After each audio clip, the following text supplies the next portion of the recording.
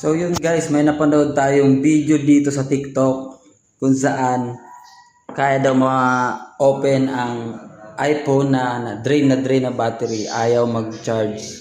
So bumili na nga ako ng bagong charger. Tatry natin kung talagang gagana yung tricks na yun guys. Tingnan nyo. Bumili akong bagong charger kasi nasira yung charger ng iPhone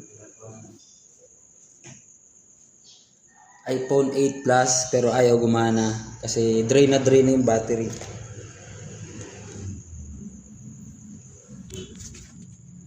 So yan guys, sina-charge ko siya pero walang Apple logo, no. Yan, so may napanood tayo dito sa TikTok. Tatry natin kung effective ba talaga. So ang sabi dun sa napanood natin guys ay kailangan natin ng blower.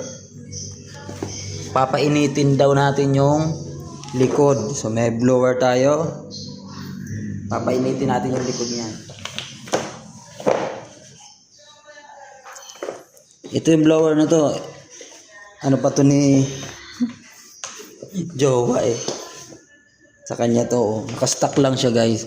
Buti meron. So titestingin natin talaga guys kung malupit. Oh, nakasaksak pa pala doon yun. Ba't naka-on? So, paano i-off to?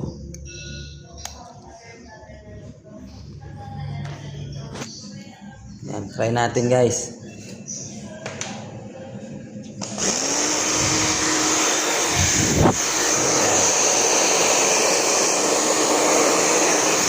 Kasi dapat nainitan eh.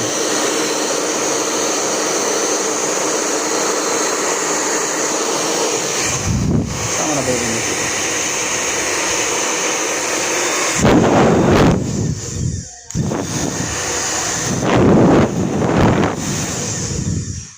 Bayan, yun lang. Maluwag. O, kalokohan.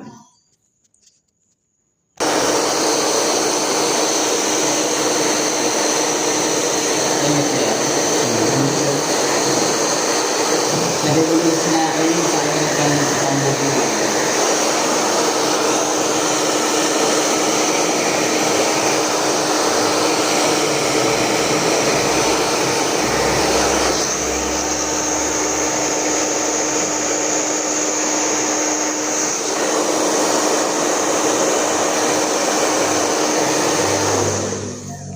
Ngayon, try natin kung talagang magcha-charge na yan.